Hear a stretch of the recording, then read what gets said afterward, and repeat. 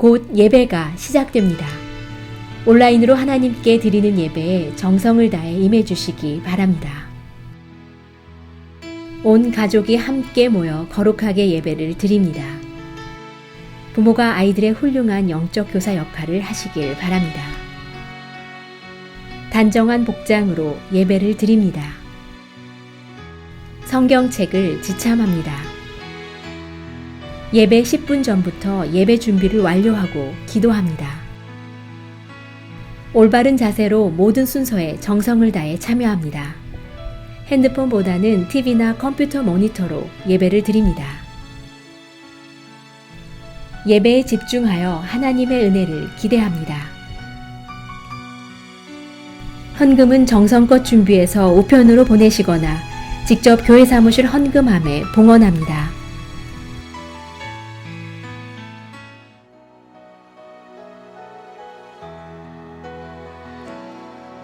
날마다 숨쉬는 순간마다 내 앞에 어려운 일 보내 주님 앞에 이 몸을 맡길 때 슬픔 없네 두려움 없네 주님의 자비로운 손길 항상 좋은 것 주시도다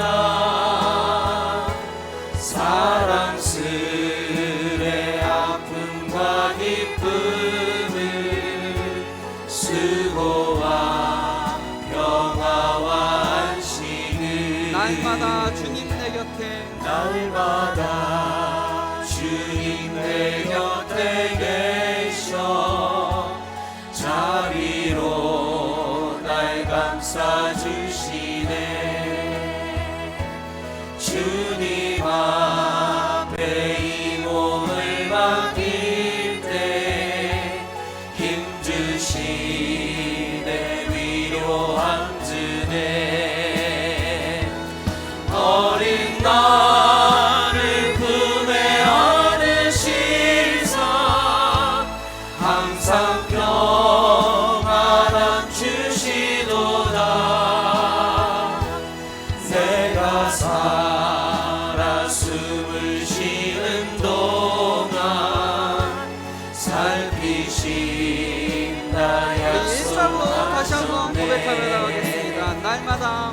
날마다 숨 쉬는 순간마다 내 앞에 어려운 일 보내 주님 앞에 이 몸을 맡길 때 슬픔 없네 두려움 없네 주님의 그 자비로운 손길 항상 좋은 것 주시도다 사랑스레 아픔과 기쁨을 수고와 평화와 안식을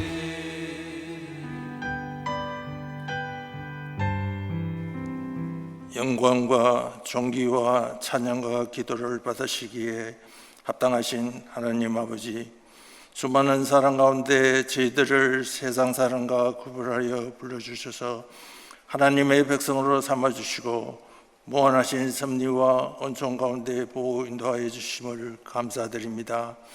지난 3일 동안도 저희들을 세상에 홀로 두시지 않으시고 이 저녁에 영성으로 주님 전에 불러주셔서 베풀어 주신 사랑과 은혜를 감사드리고 영광과 찬양을 하나님께 올려드립니다. 주님, 저희는 하나님의 변함없는 은총을 잊고도 감사와 감격 속에 주님께서 기뻐하시는 삶을 살기보다는 우리의 욕심에 이끌려 하나님과 세상 사이를 오가며 머뭇거리고 있는 우리의 부끄러운 모습을 용서하여 주시옵소서.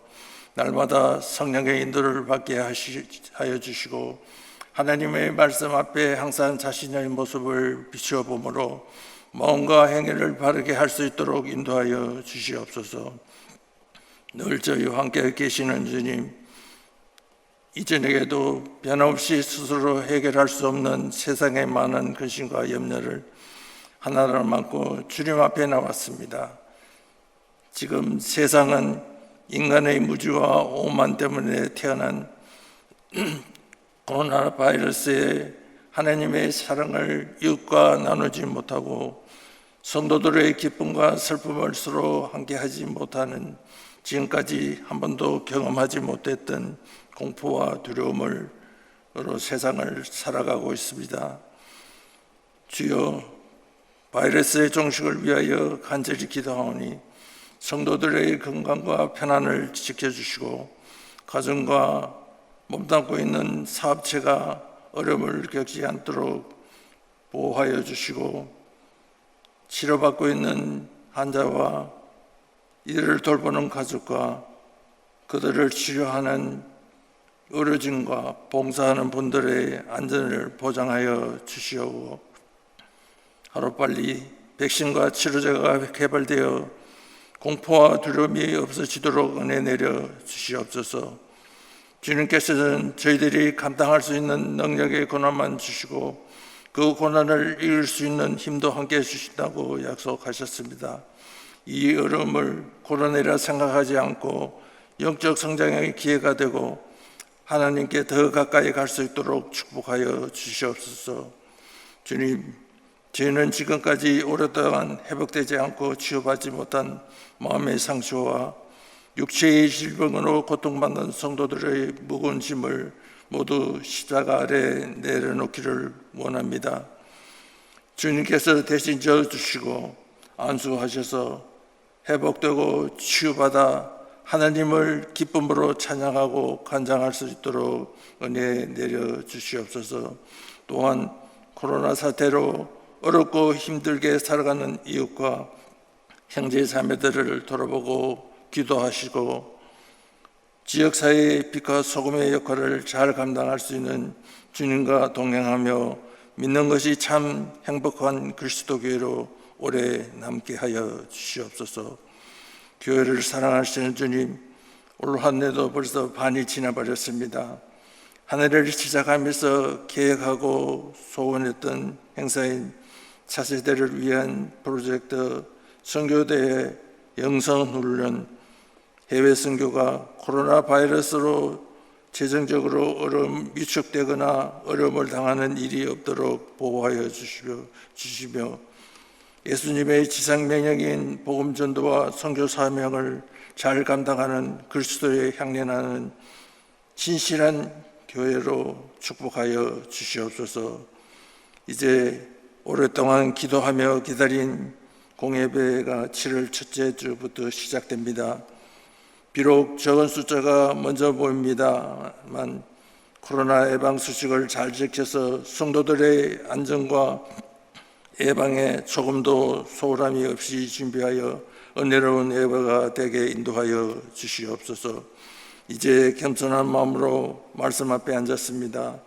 오늘도 영성으로 드리는 예배 중에 하나님의 음성을 듣기를 원합니다.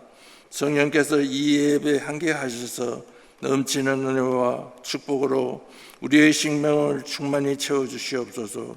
오늘도 성령의 말씀을 들고 단위에 서시는 한혜준 목사님의 영육간에 붙들어 주셔서 신령한 능력으로 충만케 하시고 선포되는 말씀마다 소망과 은혜의 말씀으로 인도하시고 코로나 바이러스로 상처받은 영혼을 회복시켜 주시고 잃었던 용기를 되찾게 하여 주옵소서.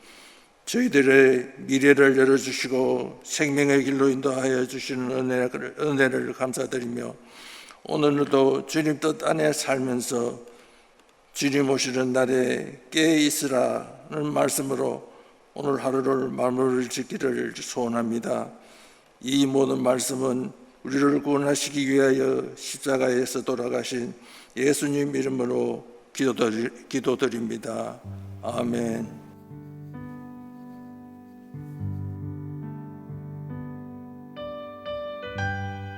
오늘 우리에게 주시는 하나님의 말씀은 데살로니가전서 5장 1절부터 11절입니다. 함께 봉독하시겠습니다. 형제들아, 때와 시기에 관하여는 너희에게 쓸 것이 없음은 주의 날이 밤에 도둑같이 이를 줄을 너희 자신이 자세히 알기 때문이라.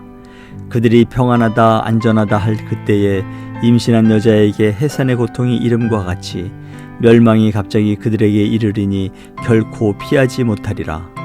형제들아, 너희는 어둠에 있지 아니하매 그 날이 도둑같이 너희에게 임하지 못하리니 너희는 다 빛의 아들이요 낮의 아들이라. 우리가 밤이나 어둠에 속하지 아니하나니 그러므로 우리는 다른 이들과 같이 자지 말고 오직 깨어 정신을 차릴지라. 자는 자들은 밤에 자고 취하는 자들은 밤에 취하되 우리는 낮에 속하였으니 정신을 차리고 믿음과 사랑에 호심경을 붙이고 구원의 소망에 투구를 쓰자. 하나님이 우리를 세우심은 노하심에 이르게 하심이 아니요 오직 우리 주 예수 그리스도로 말미암아 구원을 받게 하심이라. 예수께서 우리를 위하여 죽으사 우리로 하여금 깨어있든지 자든지 자기와 함께 살게 하려 하셨느니라. 그러므로 피차 권면하고 서로 덕을 세우기를 너희가 하는 것 같이 하라. 아멘. 인생에 있어서 가장 중요한 것이 있다면 때와 시기를 잘 분별하며 사는 것입니다. 그래서 어르신들이 가끔 이런 말 하시는 거 아마 여러분 들어보셨을 겁니다. 모든 게 다 때가 있다. 공부할 때도 때가 있고 뭐 연애할 때도 때가 있고 또 사는 것이 다 때가 있으니까 그때 놓치지 말고 열심히 살아라 라고 말씀하시는 그 어른들의 말씀 아마 여러분 들어보셨을 겁니다. 인생을 잘 사는 비결이 바로 때와 시기를 잘 분별해서 그 때와 시기에 맞는 그러한 삶을 사는 것이 지혜로운 인생, 또 인생을 잘 사는 방법이다라고 조언을 하시는 것이죠. 반대로 인생을 실패한다라는 것은 인생에 꼭 필요한 중요한 때와 시기를 놓치며 살 때 우리는 인생을 실패하는 것을 경험하게 됩니다. 오늘 본문의 말씀도 이 때와 시기에 관한 말씀이죠. 그런데 이 오늘 본문의 때와 시기는 우리 인생을 살면서 어떤 삶의 때와 시기라기보다도 바로 주님의 재림과 또 이 세상의 마지막 때인 이 종말의 때와 시기에 관한 그러한 말씀입니다. 예수님의 그 재림, 다시 오심, 이 시기, 그리고 이 예수님의 재림과 더불어 이 세상의 마지막 이 종말의 이 때와 시기, 이 관하여서 오늘 본문에서 말씀해 주시는데, 예수님께서 오늘 이제 그 말씀하신 그 본문, 정확히 말하면 이제 물론 사도 바울이 말씀한 거지만 우리가 보통 재림과 종말을 이야기하면 그것이 사도 바울의 말이 아니라 예수님께서 친히 말씀해 주신 거죠. 예수님이 승천하시기 전에 12제자와 또 모여든 모든 제자들에게 하늘로 올라가시면서 너희가 본 그대로 내가 다시 오리라, 예수님께서 재림을 약속하셨죠. 그리고 예수님이 재림하신 그때는 이 세상의 마지막 때요, 또 이 세상을 이제 주님이 재림하셔서 통치하시고 심판하시는 그 때를 예수님께서 친히 성경을 통해서 우리에게 주신 것이죠. 그런데 사도 바울은 오늘 우리 그리스도인들이 예수님께로 받은 그 약속, 다시 오시겠다는 재림과 더불어서 이 세상의 마지막인 이 종말의 때와 시기, 그 시기에 관해서는 우리가 알 수가 없다라고 말씀을 하죠. 예수님이 언제 다시 오시고 또 그의 재림과 오시면서 이 세상을 마지막 종말에 심판하실 때가 언제인지를 알면 참 좋겠는데, 예수님께서 사도 바울을 통해 주시는 재림과 그 종말의 때를 뭐라고 말씀하십니까? 본문 2절 보세요. 주의 날이 밤에 도둑같이 이를 줄을 너희 자신이 자세히 알기 때문이라. 주님의 날, 주의 재림과 종말의 날이죠. 그 날이 언제라고 말하면요, 특별한 날을 말씀하지 아니하시고 오긴 오는데 분명히 있을진데 그날이 주의 날이 도둑같이 온다라고 말합니다. 그리고 이것은 바울이 우리로 하여금 다 우리가 알고 있다라고 이야기하죠. 마태복음 24장 36절에도 예수님께서 분명히 말씀하지 않습니까? 그날과 그때는 아무도 모르나니 하늘의 천사들도 아들도 모르고 오직 아버지만 아시느니라 말씀하시죠. 예수님의 재림과 이 땅의 종말, 그때와 그날은 아무도 모르고 오직 하나님 아버지만 아신다라고 말씀합니다. 오늘 본문에서도 바울은 그 주의 날, 재림과 종말의 날이 도둑같이 임한다고 말하죠. 주의 날이 밤에 도둑같이 온다는 건 뭐죠? 예상치 못하게 온다는 거죠. 도둑이 나 도둑질 한다라고 광고하고 옵니까? 예상치 않게 어느 순간 모르게 오는 거죠.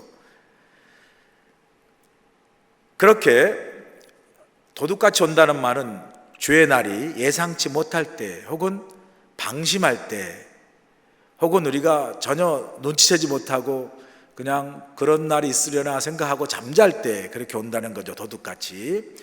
또 언제 주의 날이 임한다라고 3절에도 말씀하지 않습니까? 이렇게 말씀하죠. 그들이 평안하다 안전하다 할 그때에 임신한 여자에게 해산의 고통이 이름과 같이 멸망이 갑자기 그들에게 이르리니 결코 피하지 못하리라. 또 언제 주의 날이 어떤 식으로 임한다고 이야기합니까? 우리가 평안하다 안전하다 할 때 갑자기 임한다라는 거죠. 마치 도둑이 갑자기 들어오는 것처럼 무슨 어려운 일이 있겠냐, 무슨 이런 날이 있겠냐라고 그렇게 그냥 마음 푹 놓고 편안하고 안전하다고 방심하고 있는 그때에 전혀 준비되지 않는 그때에 주의 날이 임한다라고 이야기하죠. 그러면서 비유로 그 주의 날이 임신한 여자가 해산의 고통이 오는 것 같이 임한다고 이야기합니다. 저는 아이를 낳아보지 않아서 잘 모르겠는데요. 이제 여자들이 임신을 하잖아요. 보통 임신을 하면 이제 이 아이가 언제 출산할 것이다라고 듀 데이트가 나오죠. 그러나 그거는 일종의 그 예상하는 날짜고요. 이제 그 산딸이 가까워서 어느 날 이제 산모가 통증을 느끼고 이렇게 고통스러운 그때가 되면 어떻게 하죠? 바로 이제 병원으로 가는 거죠. 그러면서 사실 듀 데이트가 있지만 통증이 오면서 이제 애가 나오려고 한 그때부터 이 아이가 언제 태어날지는 아무도 모르는 거죠. 물론 곧 태어날 줄 알지만 언제 어떻게 몇 시에 태어날지 모르기 때문에 의사와 모든 간호원과 또 산모가 애니타임 아이가 나올 때를 이렇게 모르니까 준비하고 있지 않습니까? 그런 것처럼 바로 주의 날도 일단 통증이 와서 아이가 언제 나올지 모르는 것처럼 주의 날도 그렇게 우리 가운데 임한다라고 이야기를 하죠. 주의 재림과 종말의 날이 도둑같이 그리고 내가 평안하다 안심하다 여길 때에 또 아이가 통증 왔을 때 언제 아이가 이 땅에 태어날지 모르는 그런 어느 순간 우리가 알지 못하는 그런 때에 마치 주의 날에 임한다라는 거죠. 재림의 날과 종말의 날이 그렇게 임한다는 거죠. 그렇기 때문에 결론은 그날과 그 시는 우리 그 시기를 우리가 모른다는 것이죠. 다른 말로 표현하면 주의 재림의 날, 종말의 때가 언제인지 그 날에 대한 것은 우리의 소관이 아니라는 거죠. 그것은 우리의 어떤 관심과 능력 밖의 영역이라는 것입니다. 그러니 주의 재림의 날을 언제인가 알려고 하는 것은 쓸데없는 에너지 낭비고요. 또 우리에게 그런 관점에서 중요한 것이 아니죠. 왜요? 우리가 모르는 거니까. 우리의 영역 밖이고요. 우리의 능력 밖의 것이잖아요. 하나님만이 아시는 것인데 어차피 우리가 알 수 없는 걸 알려고 하고 그 때를 우리가 나를 알려고 하는 것은 그건 시간 낭비죠. 무의미한 것이고 중요하지 않는 것이죠. 우리한테는 어차피 알 수 없는 것이기 때문에요. 그런데 문제는 많은 사람들이 이 주의 재림의 날이 언제인가 그 시기와 때를 알려고 한다는 거죠. 그 때와 시기에 더 훨씬 많은 관심을 갖고 있습니다. 왜 그럴까요, 여러분? 예를 들면 이런 겁니다. 우리가 학교 다닐 때 보면 되게 공부 못하는 학생들이, 아이들이 그 시험 보는 날짜에 관심이 많아요. 언제 시험 보냐고, 어느 날에 시험 보냐고, 그렇게 막 관심 가지고 막 물어보고 막 어떻게 준비하지, 이런 사람들 보면 되게 공부 못하는 아이들이 그렇게 많이 해요.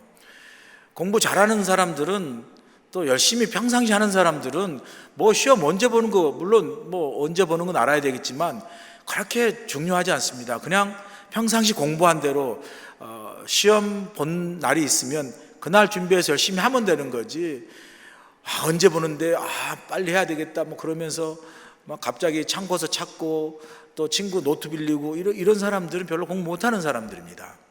그냥 평상시 날짜와 상관없이 자기 공부하는 그 페이스대로 열심히 하는 사람, 공부 잘하는 사람이죠. 또 다른 의미에서 그렇게 또 뭐 평상시 공부 잘 못하는 사람이 막 그렇게 알려고 하는 건요, 평상시는 안 하다가 시험 보는 날짜가 정해지면 그때 갑자기 안 하던 공부를 벼락치기로 합니다. 막 잠도 안 자고 코피 나고, 그리고 막상 시험 보려면 졸려가지고 아무것도 생각이 안 나는, 그래서 성적도 안 나오는 뭐 그런 일들이 일어나지 않습니까? 그래서 막 그냥 막 벼락치기 공부하죠. 뭐 효과도 별로 없습니다. 시험 점수도 안 나오고 지나고 나면 다 잊어버려서 아무것도 몰라요.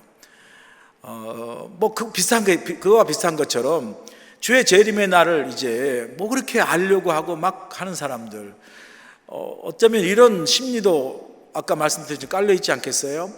평상시는 자기 마음대로 살다가 어느 시점에 주의 재림 날이 있고 가까워지고 그 날이 우리가 안다면 그 가까운 날에 갑자기 회개하고 갑자기 그것을 위해서 막 자신의 그 전까지는 막 살다가 가까운 그때쯤 막 회개하고 주님 앞에 막 제대로 사는 벼락치기의 어떤 신앙생활 하는 그런 보이지 않는 심리가 그 속에 깔려 있지 않겠습니까? 대부분 또 그와 관련해서, 재림의 때와 관련해서 그 시기가 언제고 그때가 언제냐라는 것에 관심이 많은 것은 대부분 다 이단들입니다. 뭐 신천지나 혹은 다미성교회나 통일교 뭐 이런 여러 다양한 이단들이 있는데, 그 이단들의 특징이 뭐냐면 주의 재림의 날이 언제 어느 때 온다, 혹은 그 이단의 교주들이 주님이 재림하시는 그 재림의 어떤 사람의 현현으로 나타난 것이다. 그래서 이만희가 주의 재림의 어떤 사람의 모습을 입은 사람이다. 문선명도 그렇다. 이런 식으로 대부분 이단이 다 주의 재림과 관련해서 재림하신 주님의 현현의 모습으로서 인간의 모습인 교주를 이야기하거나, 혹은 언제 어느 때 재림이 온다라고 이야기해가지고 직장도 필요 없고 공부할 필요도 없고 가정도 필요 없고 물질도 필요 없다, 재산도 필요 없다, 거기까지 아주 극단적으로 가게 한 다음에 대부분 이단들이 다 그 신도들, 맹목적으로 따른 신도들의 재산들을 다 자신들이 이렇게 착복하는 아주 그런 티피컬한 패런이 있습니다. 그래서 여러분, 신앙생활 할 때 늘 말씀드리지만 정상적인 교회, 또 정상적인 신학교와 교단에 속해 있는 교회를 다니는 게 중요하죠. 건전한 신학을 가지고 건전한 목회자와 함께 건전한 교회에서 믿음 생활하는 게 중요합니다.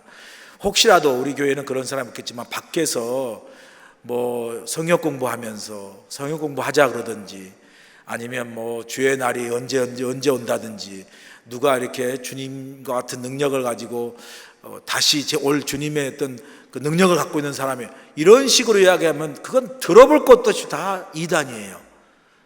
3단이에요.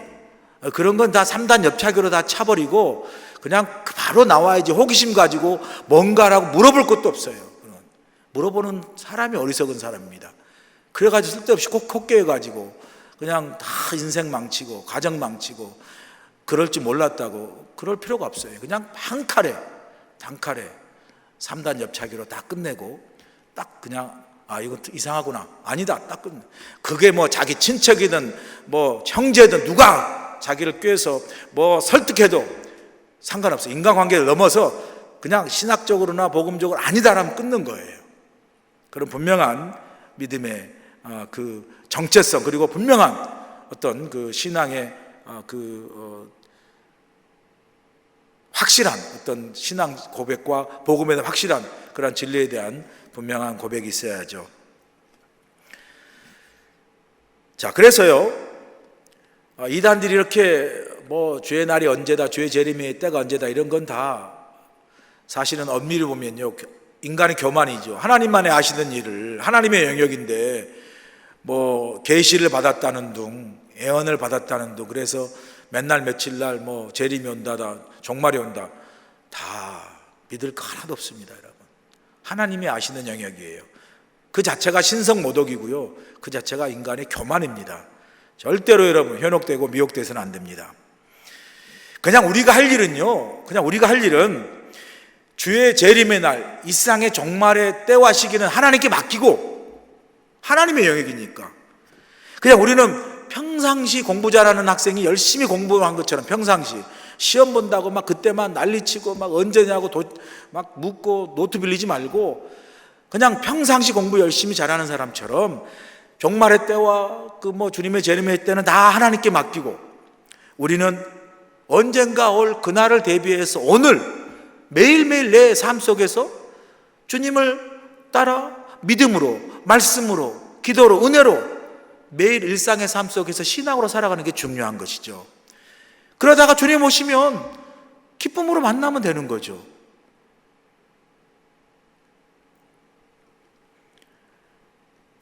평상시 우리가 신앙생활 잘하는 것, 일상의 신앙이 그래서 중요한 겁니다.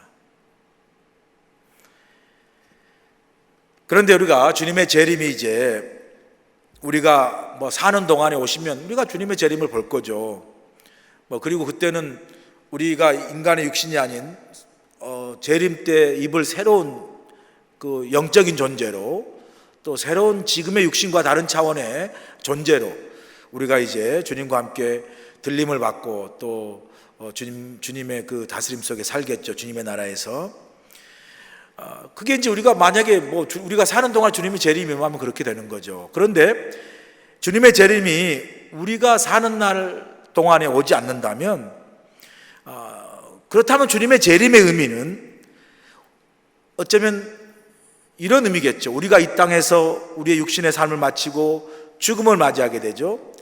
그리고 이제 우리가 이 땅의 육신의 삶을 다 벗어버리고 우리의 영혼이 주님을 만나서 이제 하나님 앞에서 영원한 안식을 누리며 사는 그 삶이, 우리가 정말로 주님의 실제적인 재림이 오기 전 경험할 수 있는 어떤 재림의 예고편이라 할 수 있죠. 재림의 경험이라 할 수 있습니다. 그러므로 주님의 재림의 신앙은 우리 그런 관점에서 볼 때 우리가 이 땅의 삶을 마치고 주님을 만날 준비를 하면서 사는, 그것이 곧 재림의 신앙이고요, 그것이 곧 종말의 신앙이죠. 성도로서 그리스도는 이 땅에 살면서 우리 자신의 이 땅의 삶을 믿음으로 살아가는 거죠.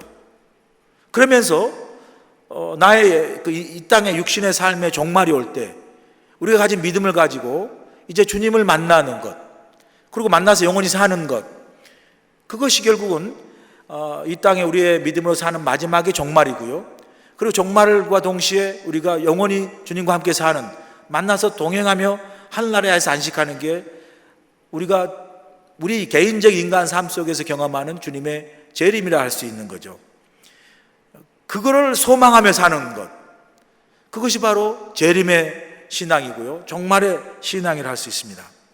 내 마지막을 준비하면서 이 땅의 육신을 믿음으로 잘 마치는 종말과 함께 동시에 그 믿음으로 이제 주님 앞에 주님의 얼굴을 바라보며 만나서 영원한 안식을 하늘나라에서 누리며 사는 거, 이게 주님의 재림의 어떤 우리 실제적인 우리의 삶의 경험이죠.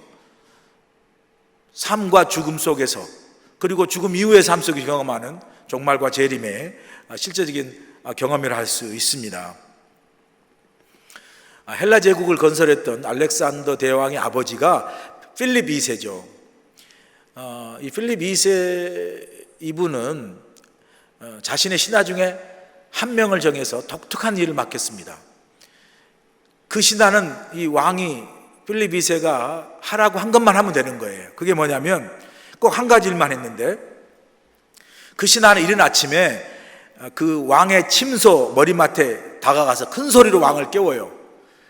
대왕마마, 오늘이 대왕마마의 마지막 날이 될지도 모릅니다 라고 큰 소리로 깨웁니다. 그러면 필립 2세가 자다가 그 소리를 듣고 깨면서, 그래 맞아, 내가 이렇게 잠에 취해 살 수 없지, 오늘이 내 삶의 마지막이 될 수도 있는데 부랴부랴 세수하고 아침 일찍 일어나서 열심히 부지런히 살아갈 준비를 한다고 그래요. 그리고 이제 그 왕이 아침 식사를 딱 이제 하려고 앉아 있으면 식탁에 그 한 가지 일만 맡은 신하가 죽은 사람 회고를 딱 갖다 놓는다고 그래요. 그러면 그 필립 2세가 식사하면서 그 회고를 바라보면서 식사를 한대요. 그러면서 속으로 어떤 생각을 하냐면, 그래 맞아, 나도 언젠가는 저렇게 될 텐데 그냥 먹고 마시는 일, 이것만 내 삶을 다 쓰면 안 되겠다. 뭔가 소중하고 귀중한 인생을, 짧은 인생을 가지고 저렇게 될 텐데 정말 보람 있는 인생을 살아야 되겠다 라고 하면서 식사를 한다고 그래요. 그리고 이제 왕이 집무실에 와가지고 일을 볼 때 또 그 신하는 그 회고를 갖고 와서 집무실 위에 딱 탁자에 올려놓는다고 그래요. 그러면 일을 보다가 딱 다시 그 회고를 보고, 그래 맞아, 나도 언젠가 저렇게 될 텐데 왕으로서 내가 이 나라를 다스릴 때 정말 살아있는 동안에 이 나라의 국민을 위해서, 나라를 위해서 제대로 된 정치와 제대로 된 왕정을 살펴야 되겠다라고 스스로 다짐한다고 그래요. 그러면서 자신의 인생의 마지막을 준비하며 살았다고 그렇게 알려지고 있습니다. 그래서 그런지요, 알렉산더도 죽을 때 그 아버지의 그 아들이라고, 죽을 때 여러분 아시잖아요. 관을 이제 자기 시신에 담을 텐데 그 관을 내 몸을 담거든 관 옆에 구멍을 뚫어서 자신의 두 손을 이렇게 관 밖으로 이렇게 손을 벌린 채 그렇게 장례를 치르고 묻어달라고 하지 않았습니까? 그 의미가 뭐죠? 그것도 일종의 후세에게 교훈을 남기며 죽은 거죠. 그 많은 세계 대제국을 거느렸던 그 왕이지만 죽을 때는 아무것도 가져가지 않는 것, 결국은 삶의 모든 것, 이것이 다 죽음으로 아무것도 가져갈 수 없는 인생이라는 것을 보여주기 위한 교훈이라고 그렇게 알려지지 않습니까? 알렉산더 필립 왕처럼 이 땅을 살아가는데 이렇게 마지막을 준비하며 살아가는 것, 크리스찬이 아니더라도 그런 교훈을 남기며 사는데, 이 땅을 살아가는 우리 그리스도인들에 있어서 강력한 성도의 힘이 있다면 그건 바로 자신의 마지막 때와 마지막 때를 준비하면서 믿음으로, 그리고 그 마지막 때 죽음을 맞이할 때 내가 주님을 만나 영원히 살 것이라는 그 소망을 가지고 매일매일 신앙과 믿음으로 삶을, 재림의 신앙과 종말의 신앙을 가지고 살아가는 그 성도의 삶 속에 이 재림의 신앙과 종말의 신앙으로 인해서 성도의 삶에 능력이 있고, 성도의 삶에 소망이 있고, 성도의 삶에 정말 강력한, 세상에 이길 만한 그런 삶을 살아간다는 것이죠. 그래서 우리의 신앙은 특별할 때만 반응하는 그런 신앙이 아니라 매일매일 우리 일상의 삶 속에서 언젠가 내게 다가올 마지막 날을 준비하는 이 종말의 신앙을 가지고, 그리고 또한 그때가 되면 내가 주님을 다시 만날 것이라는 그러한 그 재림의 소망을 가지고 오늘 하루하루를 일상의 삶 속에서 그러한 재림의 신앙과 또 종말의 신앙을 가지고, 또 재림의 소망과 종말의 어떤 그 소망을 가지고 살아가는 것, 이것이 이 땅에서 믿음으로 승리하며 살아가는 그리스도의 삶의 비결을 할 수 있습니다. 저와 여러분이 이런 종말 신앙, 재림의 신앙을 가지고 매일매일 일상의 삶 속에서 정말 믿음으로 세상에서 승리하는 삶을 살아갈 수 있기를 간절히 소원합니다. 바울은 일상의 삶 속에서 이제 믿음으로 승리하고 또 주님을 만날 때 재림을 통해서 영생의 소망을 소유하며 살아가기 위해서 우리 성도가 해야 할 일, 그 일에 대해서 본문 6절에서 말씀해 주고 있지 않습니까? 6절 보세요. 그러므로 우리는 다른 이들과 같이 자지 말고 오직 깨어 정신을 차릴지라. 다른 사람들처럼 자지 말고 깨어서 정신을 차리며 살라는 거죠. 그러면서 바울은 깨어있는 삶은 취해서 사는 삶과 다르다고 이야기합니다. 그러면 7절 보세요. 자는 자들은 밤에 자고 취하는 자들은 밤에 취하되 라고 이야기하죠. 그러니까 깨어있는 것과 취하며 사는 것을 서로 상반된 삶의 모습이라고 이야기합니다. 여러분 한번 생각해 보세요. 세상에 많은 사람들이 깨어있는 삶보다도 취하면서 사는 사람들이 많죠. 돈에 취하고 마치 술 취하는 것처럼 돈에 막 정신없이 취해 살고 권력 권세에 막 취해서 살고 막 명예 자기 인기 그런 걸로 해서 취해서 살고 어떤 사람은 술에 취하고 어떤 사람은 뭐 도박에 취하고 게임에 취하고 인터넷에 취하고 뭐 다 취해서 사는 거죠. 그런데 바울은 우리에게 이렇게 우리로 하여금 세상은 취해서 살도록 만들지만 그 모든 걸 취해서 세상 끌어가는 대로 세상이 이끌어가는 대로 그렇게 취해서 살아가는 그 세상을 향해 세상 속에서 우리는 세상에 끌려 세상이 주는 문화 속에 취해서 살지 말고 오히려 깨어서 정신 차리고 살라고 이야기합니다.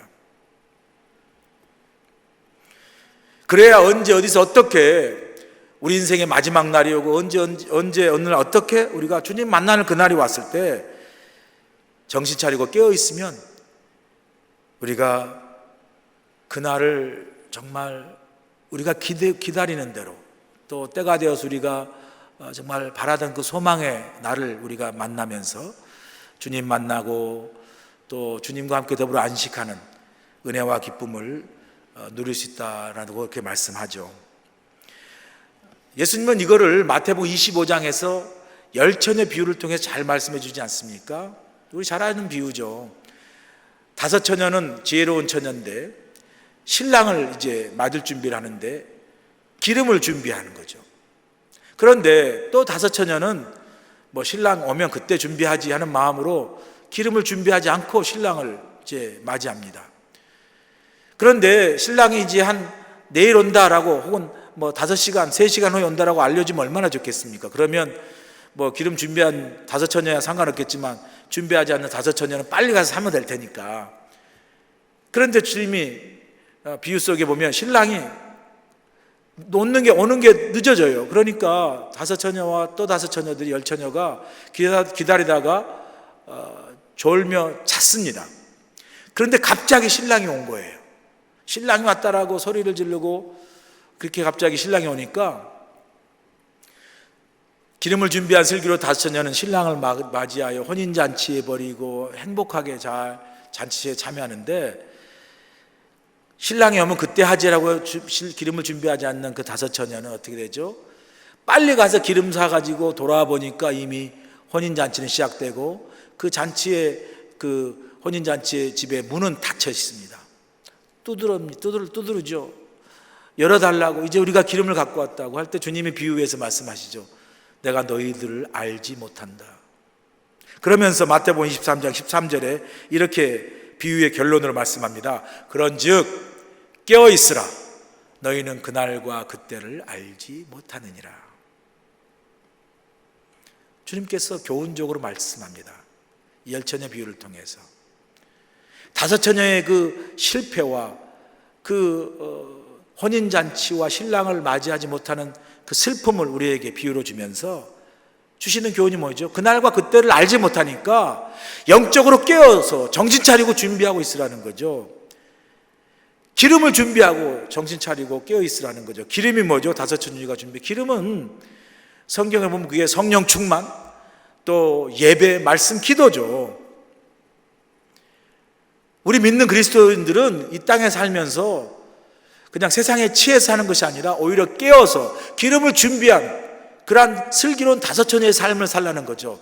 그래서 우리 믿는 그리스도인들이 세상에 취해가지고 그냥 사는 그런 삶이 아니라 세상 속에서 깨어서 성령 충만하여 말씀과 예배의 기도로 우리가 깨어 준비해야 한다는 거죠. 그래야 주님 오실 때에 그 충만한 은혜와 믿음과 성령 충만함으로 주님이 오신 그 신랑 되신 주님과 함께 더불어 주님이 오심에 그 혼인잔치 기쁨에 우리가 참여하고 또 잔치에 참여할 수 있다라고 비유를 통해서 우리에게 말씀해 줍니다. 자, 이걸 우리가 이렇게 비유하면 어떨까요? 여러분, 강물에 뭐 바다도 좋고요, 강물이나 바다에 배가 그렇게 떠내려가는 걸 우리가 표류라고 해요. 표류라고 하죠.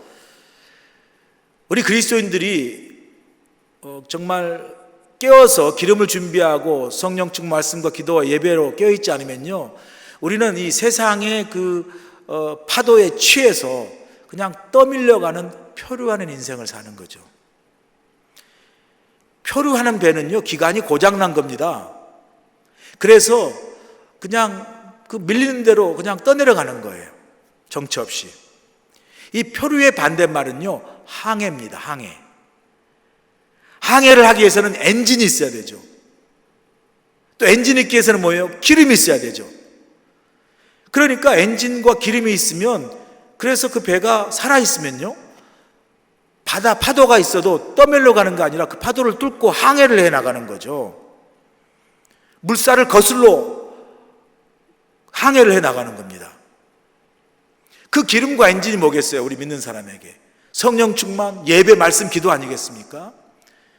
그래서 우리가 기름을 준비하고 항상 매일의 삶 속에 성령 충만, 그게 뭐죠? 말씀과 예배와 기도를 통하면 우리 안에 성령이 살아 역사하고 충만해지는 거죠. 그러면 우리가 세상의 어떤 그 흐름과 세상의 세태, 세상의 문화, 세상의 가치 속에서 우리가 표류할 일이 없어요.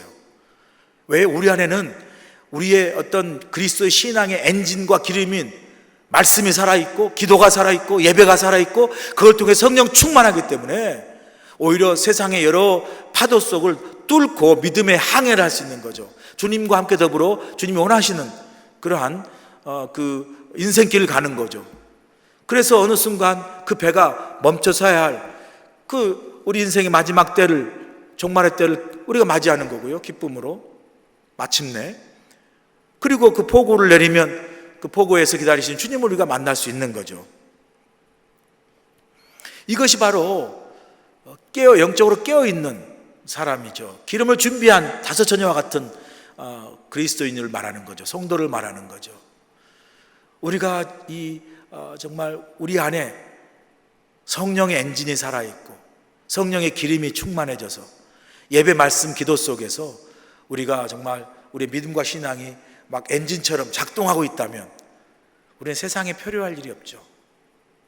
세상을 믿음으로 향해서 주님이 원하시는 그 주님의 마지막 때와 종말과 또 주님을 만나는 그 때를 향해서 우리가 믿음으로 잘 항해할 수 있는 것이죠. 그래서 영적으로 깨어있으라고 말씀하는 거죠.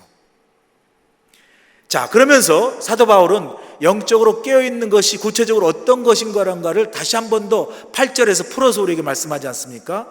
8절 보세요. 우리는 낮에 속하였으니 정신을 차리고 믿음과 사랑에 호심경을 붙이고 구원의 소망의 투구를 쓰자 그랬어요. 그러니까 우리는 어둠에 제 가운데 그냥 기름과 엔진이 꺼져가지고 고장 나가지고 세상이 막 미는 대로 세상 세태 속에서 사는, 그래서 자꾸 우리를 어둠으로 표류하는 그런 게 아니라, 여러분 바다에서 배가 표류하면 계속해서 그 어두운 밤바다만 헤매죠. 그러나 엔진이 있고 기름이 있어가지고 정말 배가 오히려 파도를 뚫고 항해를 하면요, 마침내 그 포구, 항구의 별빛이 반짝이는 아주 낮처럼 밝게 빛나는 항구로 가는 거죠. 그때 생명이 사는 거 아니겠어요? 그런 것처럼 우리는 낮에 속했으니까 정신을 차리고 가슴에 예수님 믿는 확신을 가지고 또 뜨겁게 사랑하면서, 그죠? 믿음과 사랑의 호심경이라니, 가슴이죠. 가슴에 붙이는 그 뜨거운 사랑을 가지고 구원의 그 소망의 투구를 쓰자면 구원받은 우리가 언젠가 주님 만날 주님의 그 종말의 때와 재림의 때를 소망하면서 이 땅을 믿음으로 깨어서 살아가라는 거죠. 그러면서 결론으로, 그러면서 더 궁극적으로, 한마디로 이야기합니다. 더 궁극적으로 이렇게 믿음의 확신을 가지고 가슴에 뜨거운 사랑을 가지고 구원에 받은 자로서 주님 만날 소망을, 종말과 재림의 때를 기다리면서 깨어 살아가라 말씀하시면서 사도 바울은 결론적으로 결국은 영적으로 깨어 있는 것은 바로 이런 삶이다라고 한마디로 결론해 주는 게 바로 10절이죠. 보세요. 예수께서 우리를 위하여 죽으사 우리로 하여금 깨어 있든지 자든지 자기와 함께 살게 하려 하셨느니라 그래요. 사도 바울은 결론으로 영적으로 깨어 있는 삶이란 뭐라 그러죠? 자든지 죽든지 살든지 죽든지 언제나 주님과 함께 사는 것이라는 거예요. 주님과 함께 사는 것. 이것이 바로 영적으로 깨어 있는 그리스도인의 삶이라는 거예요. 그러니까 우리가 그리스도인으로서 매일 영적으로 깨어있는 삶이라는 것은 구체적으로 우리가 예배드리고 말씀 보고 기도하고 성령 충만한 삶을 우리 구체적으로 말할 수 있지만 궁극적으로 뭐예요? 그 모든 걸 통해서 항상 뭐예요? 항상 주님과 동행하며 주님과 함께하는 삶을 말하는 거예요. 주님 안에서 사는 삶, 주님 안에서 거하는 삶이라는 거죠. 이 예수님과 매 순간 함께 사는 것, 이것이 우리 믿는 그리스도인들에게 능력이요 위로요 소망이라는 거예요. 예수님과 함께하는 삶, 이것이 우리 그리스도인들이 이 땅에 살아있는 동안에도 능력과 소망과 위로가 되고요, 죽어서도 자든지 죽든지 살든지, 그죠? 죽어서도 예수님과 함께하는 이 영생의 소망, 이것이 우리에게 얼마나 우리 믿는 그리스도인들에게 이 땅의 삶의 능력이요 소망이 위로가 되겠습니까? 제가 아는 지난번 교회 권사님 계셨는데 두 아들이 있었는데 한 아들은 이제 약사가 되었고요, 큰 아들은, 둘째 아들은 이제 참 큰 아들보다 훨씬 등치가 크고 또 성격도 훨씬 더 이렇게 사교적이고 그래서 친구도 많고 또 아주 건장하고 잘생기고 그래서 참 그 권사님이 큰 아들도 물론 당연히 사랑하지만 둘째 아들을 많이 사랑을 했어요. 둘째 아들이 이제 UC 좋은 대학을 졸업하고 이제 졸업을 하기 전에 벌써 샌디에고의 좋은 회사에 취직까지 했어요. 그리고 이제 내일 졸업인데 오늘 친구들과 졸업 파티하고 자기가 갖고 있는 오토바이를 타고 가다가 프리웨이에서 사고 나가지고 그 자리에 즉사를 했습니다.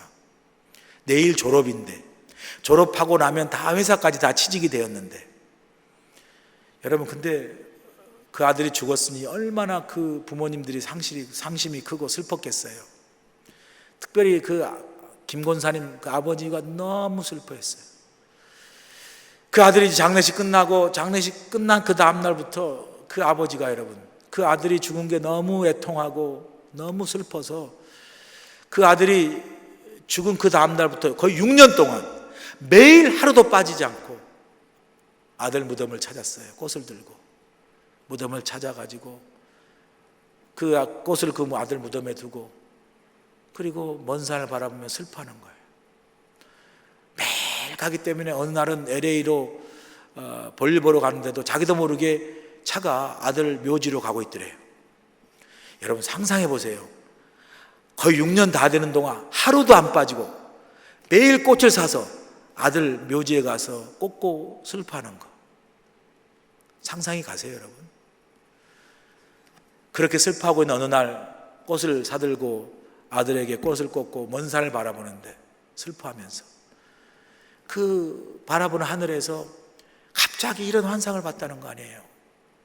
그 아들이 밝은 얼굴로 행복하게 웃으면서 하얀 그런 멋진 그런 그 빛난 옷을 입은 그분과 함께 그 하늘에서 함께 밝게 웃으면서 함께 있는 것을 환상 가운데 봤다는 거예요.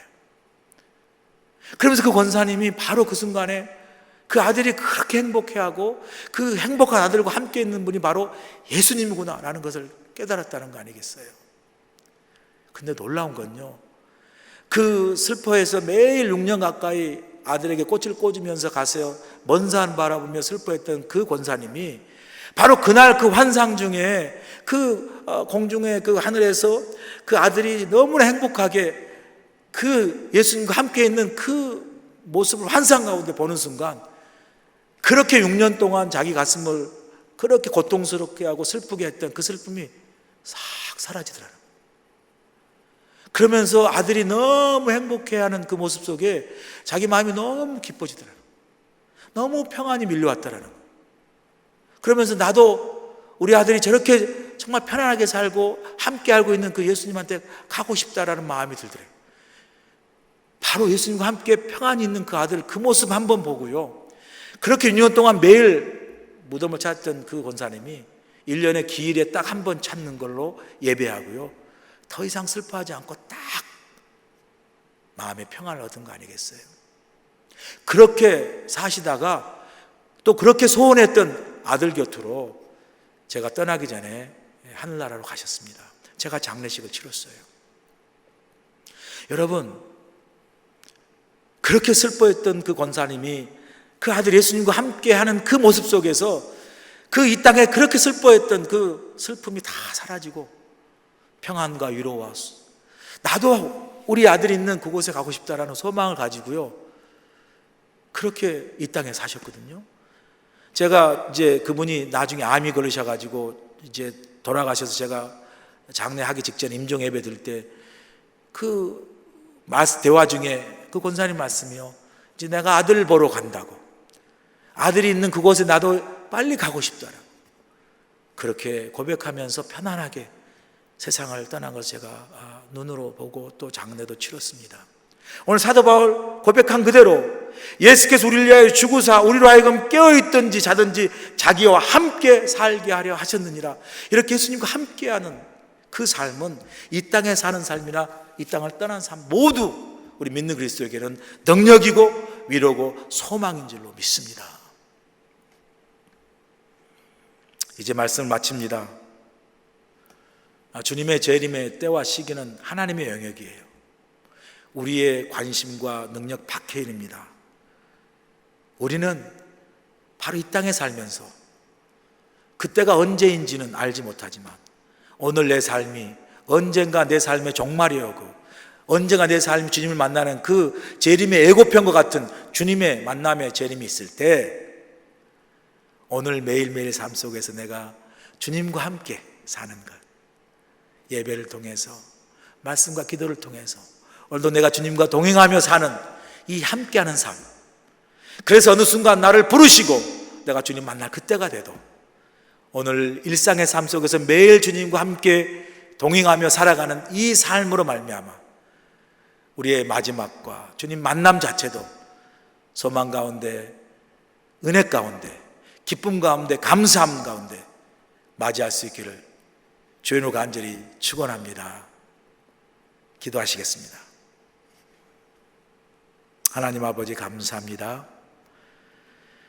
주님의 재림과 이 땅의 종말이 언제인지는 하나님께 속한 것이고 그 때와 시기는 우리가 알 수 없기에 그 때와 시기는 하나님께 맡기고 오늘 우리는 매일매일 삶 속에서 우리가 살든지 죽든지 주님과 동행하며 주님과 함께 사는 믿음의 삶으로 이 땅에 살면서도 그리스도인의 삶으로서 믿음으로 늘 승리하고 믿음 안에서 위로받고 소망을 가지고 주님 만날 소망을 가지고 살아가게 하시고 이 땅에 우리의 삶의 종말이 오고 주님 만날 때에도 오늘 내가 지켰던 믿음의 귀한 은혜로 말미암아 주님 만나는 그때에 주님 앞에 부끄럽지 않는 삶으로 주님과 더불어 영원한 안식을 누리며 사는 복된 삶을 살아가도록 우리 모두를 하나님 축복하여 주시옵소서.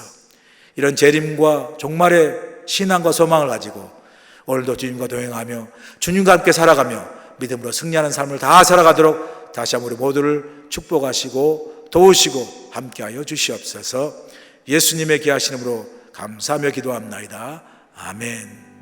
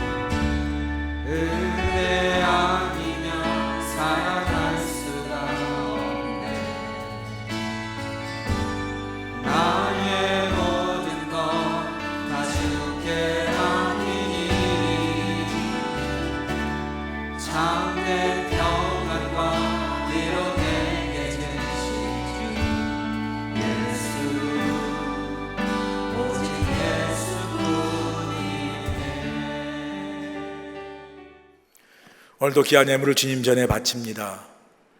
귀한 예물 주님 받으시고 이 예물 하나님 나라의 영광을 위해서 쓰임받게 하시고 오늘도 이 땅에 살면서 세상에 치에 살지 아니하고 정신을 차려 깨어서 주님과 동행하며 주님과 함께 더불어 살며 믿음으로 늘 승리하며 하나님께 헌신되어진 삶을 살아가는 우리 모두가 되도록 축복하여 주시옵소서. 예수님의 귀하신 이름으로 기도합나이다. 아멘. 할렐루야. 오늘 수요 온라인 예배에 오신 여러분 모두를 축복하고 환영합니다. 이제 다음 주 이번 주를 지나고 다음 7월 5일 첫째 주일부터는 저희 교회에서 이제 공적 예배가 시작이 되겠습니다. 안전한 예배를 드릴 수 있도록 저희들이 지금 많이 준비를 하고 있고요. 또 여러분들도 예배 나오시면서 이런저런 염려가 있고 걱정이 있는 걸로 잘 압니다. 그러나 교회적으로 최선을 다해서 우리가 안전하게 예배를 드릴 수 있도록 만반의 준비를 잘 갖추고 있습니다. 연로하시거나 또 몸이 연약하고 또 기저질병이 있으신 분들은 계속 온라인 예배를 드릴 수 있고요. 또 그렇지 않은 분들은 너무 염려하지 마시고 함께 예배 드리시면서 또 은혜를 나누는 귀한, 그래서 예배가 다시 회복되고 교회가 정상적으로 회복될 수 있도록 여러분이 마중물이 되어서 함께 하셨으면 좋겠습니다. 많이 동참해 주시고요. 커피 브레이크 미니 성경 공부가 진행이 되겠습니다. 많이 여러분 관심 있으시면 참여해 주시면 고맙겠습니다. 제 마지막 송 부르고 수요 예배를 마치겠습니다. 내 마음의 주를 향한 사랑이 나의 말에 주가 주신 진리로 나의 눈에 주의 눈을 채워주소서.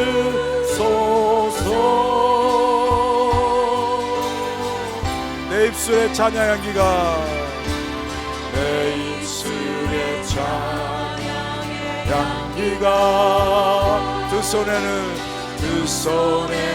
주를 닮은 섬김이 나의 삶의 주의 운전 나의 삶의 주의 함께 하소서.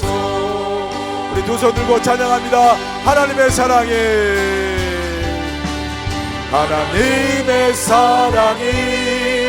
영원히 함께하리.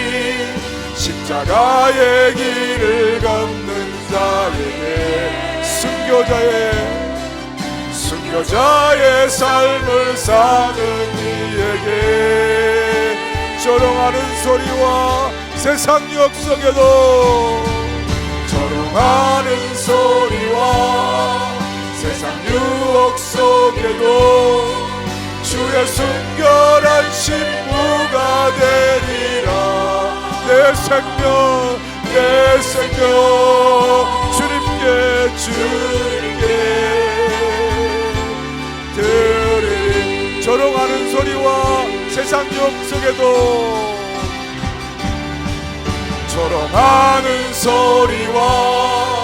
세상 유혹 속에 주의 순결한 신부가 되리라. 아멘. 내 생명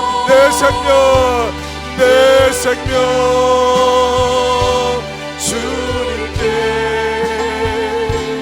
드리리. 이제는 우리 주 예수 그리스도의 크신 은혜와 하나님 아버지의 무한하신 사랑하심과 성령님의 감화 감동 역사하심이 마지막 때와 또 주님이 오실 그날을 우리가 알지 못하지만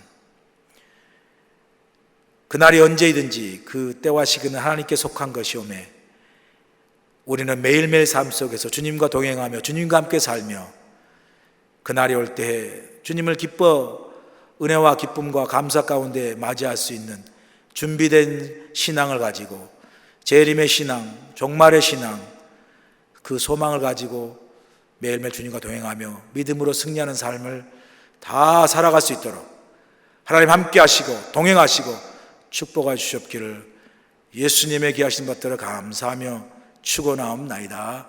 아멘.